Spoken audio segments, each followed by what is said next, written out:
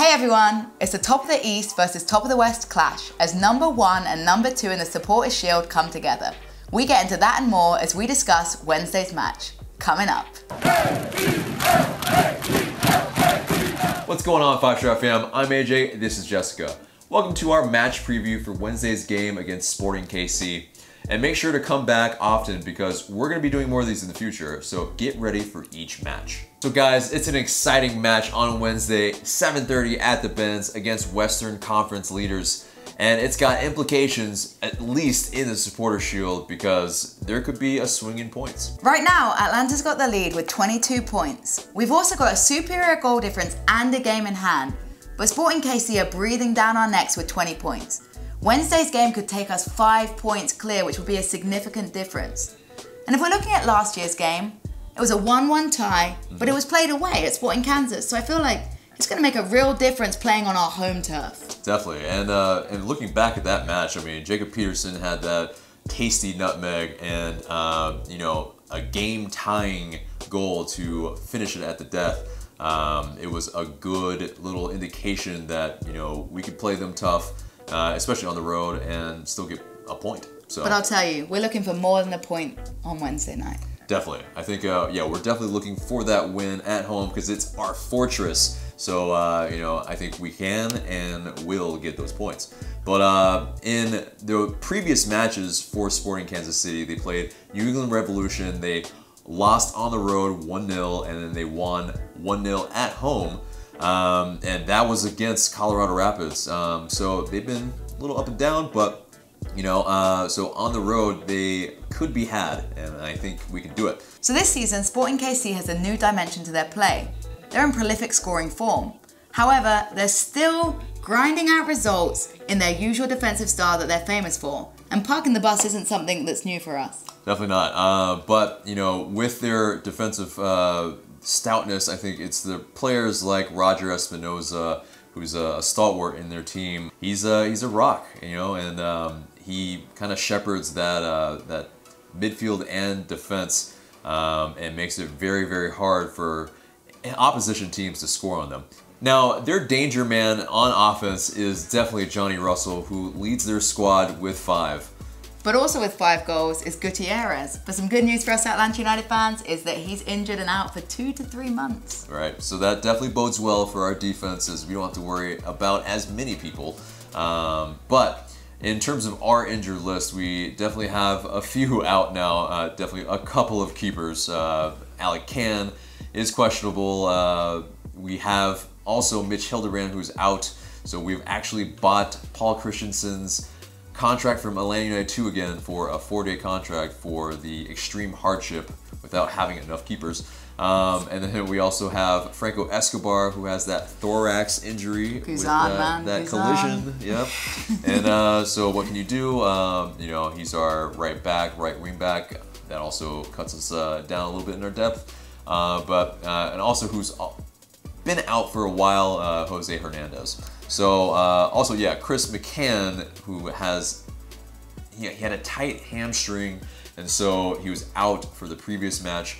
He is also questionable for Wednesday. It's quite a long list there. Yeah, so in terms of, you know, the choices that we have, it's not as many as we had in our 2 previous matches, but you know, it's a type of thing where I think we can overcome it because our depth is still very, very strong. Speaking of squad depth, Tata was asked by the media whether there was a chance of squad rotation, considering we have that big game, Orlando City, coming up on Sunday. His reply? Decent. Ambiguous as ever. Yeah, but so that means, you know, our predictions, you know, it could be anything, but I think with us, it's a case of, you know, with Tata Martino's want of having 4-2-3-1 so that, you know, the team can play closer to the goal, can press higher.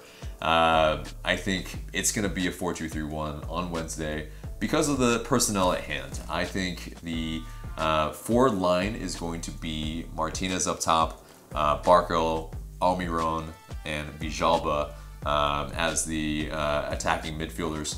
And then, you know, you have Nagby, you have Larry.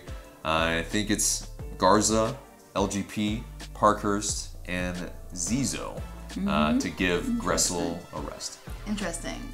So I would like to see a 3-5-2 potentially. My reasoning for that is, with the defensive style that KC play, I think that overloading the midfield with the 5 players could help us there. Yeah. I think that games that are close are often won in that midfield battle. And I think by having that sort of depth within the midfield could be helpful. Right. Obviously, Guzan's going to start. We pretty much know our goalkeeping situation is pretty dire right now. Yes. So Guzan, please, Lord, do not get hurt because, you know, we might be in a little bit of trouble at the back. Right. With my back three, I'd like to see Robinson back there. He was speedy and he's had some strong games. And you know what? Let's talk about squad rotation. Let's give them a minute because the fact is, if you don't get game minutes, you know, you're never game sharp. And I think that Parkhurst, obviously the brick wall at the back, but sometimes he's not the quickest player. Right. He's experienced, but he's not speedy, so I think Robinson offers that speed. LGP is obviously my other defender, and he's been quality since he's come back from injury. When it comes to my midfield, I know you mentioned giving Gressel a rest, and I understand that, you know, this guy never rests, but I think that he's such a pivotal part of our team and he's been playing so well that he doesn't want to rest, you know? Sure. So let's give him some minutes, see how it's going, and knock on wood, things are going to plan, and then maybe we can give him an early substitution to give him a breather. Right. But I know that's also a risk because, you know, if things aren't going to plan, maybe he'll play 90 minutes and then he'll be shattered. But Gresselmania just has to be out there. Okay. Nagby, Larry, Gaza, that goes simple in the midfield. Yeah.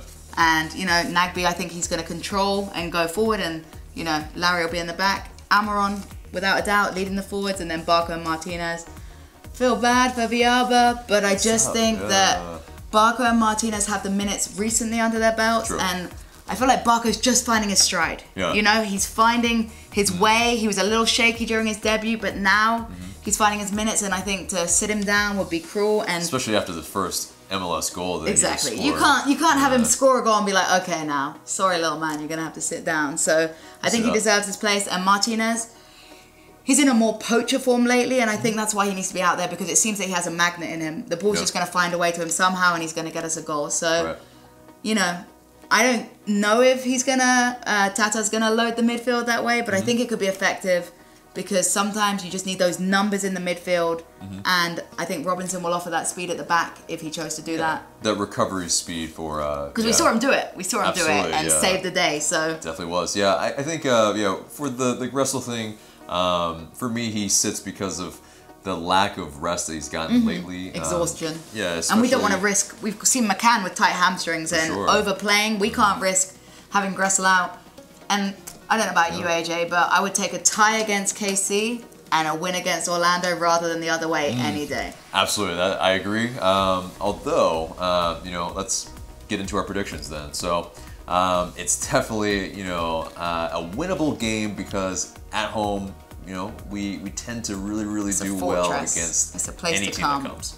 Right. So, you know, it's a, I think it's a 2-0 win for Atlanta United. What about you?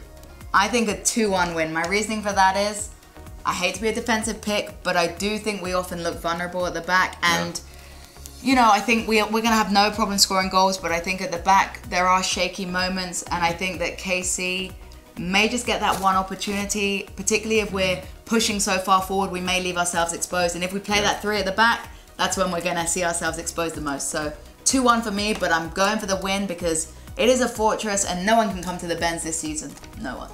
So guys, that's it. That's our match preview. Leave your score predictions in the comments below. And don't forget about our initiative with the Clarkston FC Soccer in the Streets team. You can donate to that cause by clicking the link in the description box below.